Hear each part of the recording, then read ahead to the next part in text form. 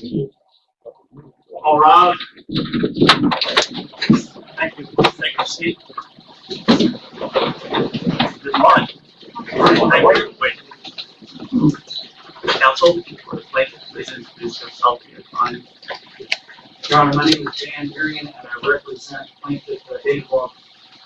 Good morning, sir. I'm ready to do so. Yes, sir.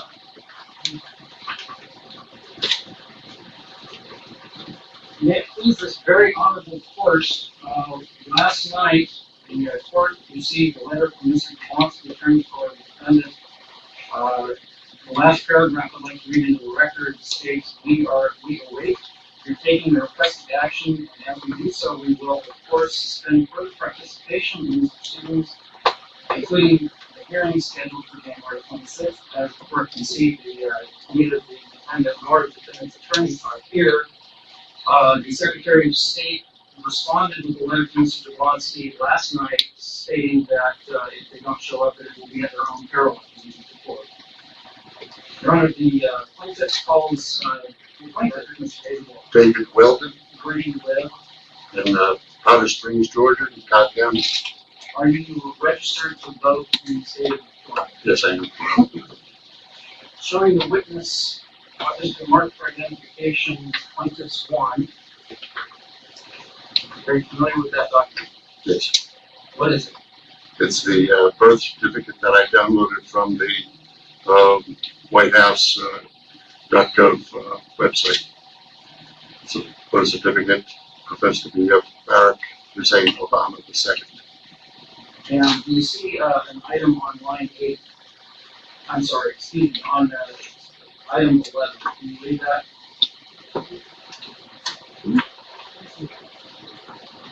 Yes, so the item 11 says the birthplace is Kenya, East Africa. And I'm referring That to is the birthplace of the father. move to have exhibit plaintiff mark for identification plaintiff exhibit 1 in the record. That is one to the right. Referring the witness to what has been marked for identification as exhibit 3. What is that? Are you familiar with this? Yes, I am. What is it? This is pages 214 and 215 of a book authored by Barack Obama entitled Dreams from My Father. Can you read the highlighted portions? Yes, the portions that I highlighted our first one is on page 214, where I just highlighted a couple lines to indicate the time frame within the book. And this was in 1966 or 67, according to Mr. Obama. The section on page 215, I highlighted with the purpose of illustrating some history of his father. And his father had been having trouble with paying employment up to this point.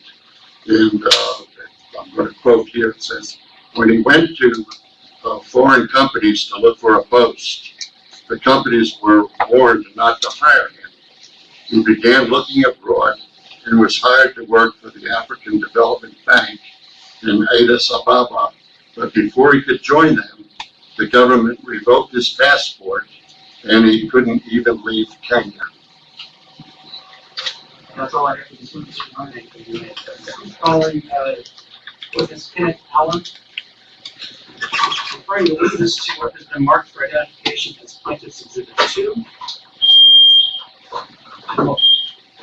And move that plaintiff's exhibit marked for identification as exhibit 3 within the record. Are you familiar with the document that I just handed to you? I am. What is it?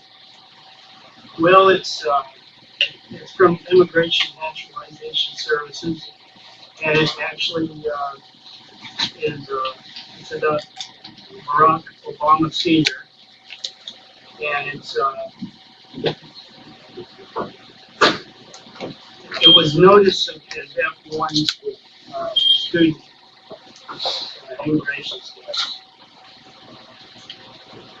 And what is the date at the bottom of this document? June 27, 1962. There's a fourth number at the top of the document. Can you read that? Yeah, it's 1-208, 220D. What's your understanding of the purpose of this document? Well, this document actually helped him get into the University of Harvard. What's it say about his status as a citizen of the United States? Well, he's not a citizen of the United States, but so his status, he's from Africa.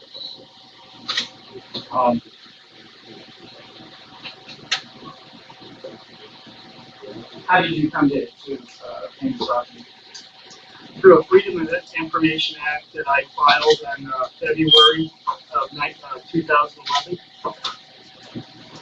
And is this copy an accurate copy of the document that you received from the Freedom of Other Information Act? It is. It is. And for the record, I'd like to read Georgia Code section 2414, matters judicially recognized matters, I'm quoting, the laws of the United States and of the several states, customs of merchants, and all similar matters of public knowledge shall be judicially recognized without the introduction of proof. I read that to point out that this document, under not only Georgia statute, is judicially recognized but under Georgia precedent, should fall within the business records exception to hearsay theft. That's all I have for this witness, and that's the close of the evidence for Mr. Weldon. Take that one, 20 minutes. And I believe that I can cover it in 20 minutes, Your Honor. As I stated before, our hope here is to help the court understand what our core argument is. What we're trying to show here is that Barack Obama, by the evidence, Barack Obama's father was not a United States citizen at the time of the defendant's birth. And under Article 2 of the United States Constitution, that means that he is not a natural-born citizen, as was defined by the Supreme Court in Minor v. Happersett. In Minor v. Happersett, the court recognized three categories of people: natural-born citizens, and everybody else. Now, the court also noted that all natural-born citizens are citizens, but not all citizens are natural-born citizens.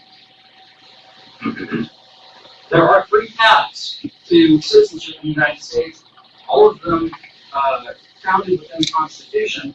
The first one is Article 2, natural-born citizen, as defined by Minor v. Happersett. The second one is naturalized citizens, which is defined by Congress as they are authorized to do under Article 1. And then there's the 14th Amendment. Now, it should be noted that all naturalized citizens that are naturalized under Congress's authority under Article 1 cannot be natural-born citizens, specifically because Congress does not have the authority to alter the Constitution other than through the amendment process. So therefore, all of the statutes and laws, whether or not they purport to define the term natural-born citizen, do not, because they cannot alter Article 1. Now, the 14th Amendment is a separate issue, but it also does not include natural-born citizens for reasons that I'll get to here in a moment. In order to get there, we first have to remind ourselves that the rules of construction were set forth by the early Supreme Court in Marbury v. Madison, and have been followed ever since by every court.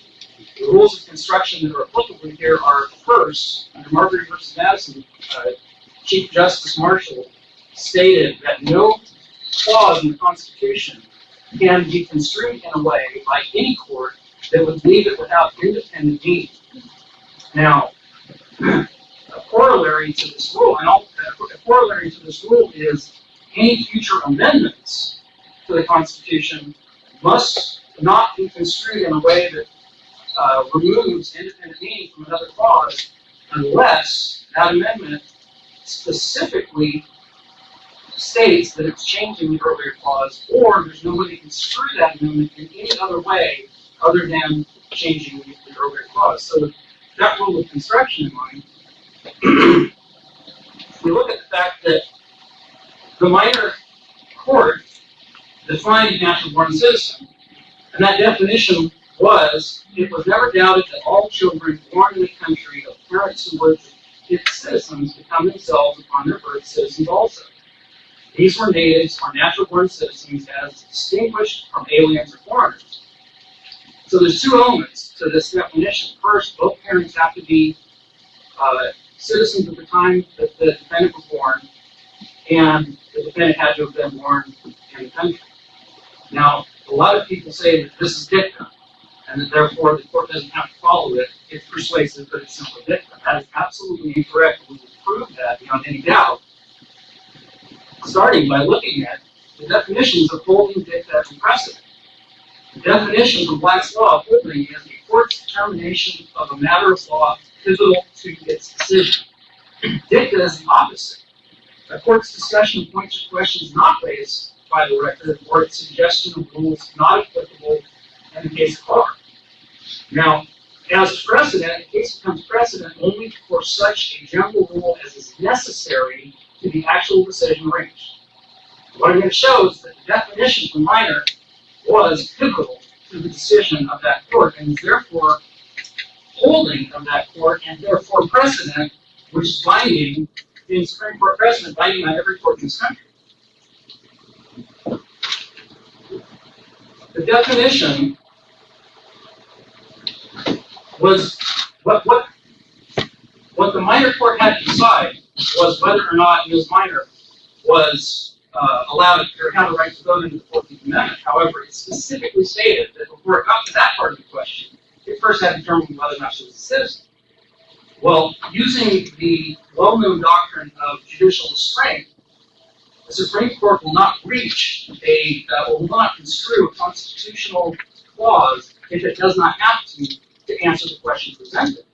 And in this case, Minor was born in the United States and had both parents were citizens at the time she was born. So therefore, what the court did was it defined the natural-born citizen, and then specifically said she's a natural-born citizen. Therefore, we don't have to determine whether or not she's a citizen under any other rule.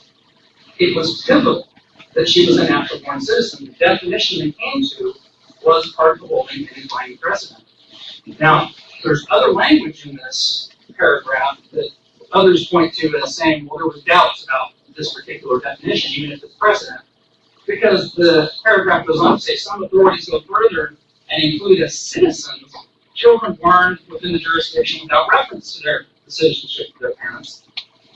However, the court should be recognized also that the term citizen is not natural-born citizen, and the term citizen was specifically defined by the minor court on the previous page. In fact, they spent at least a couple of paragraphs discussing what a citizen was and probably describing how it's a very broad term.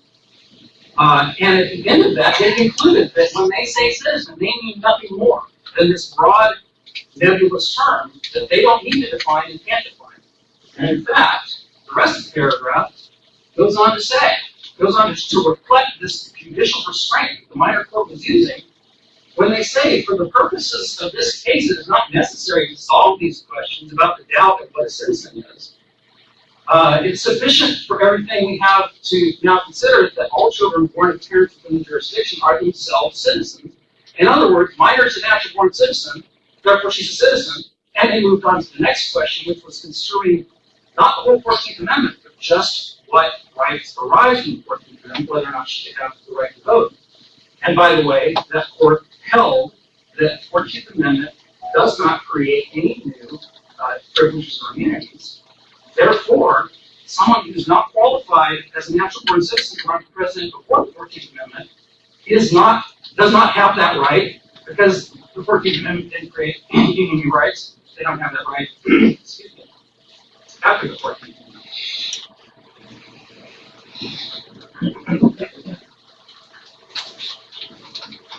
So, that's the holding of Minor. A lot of people say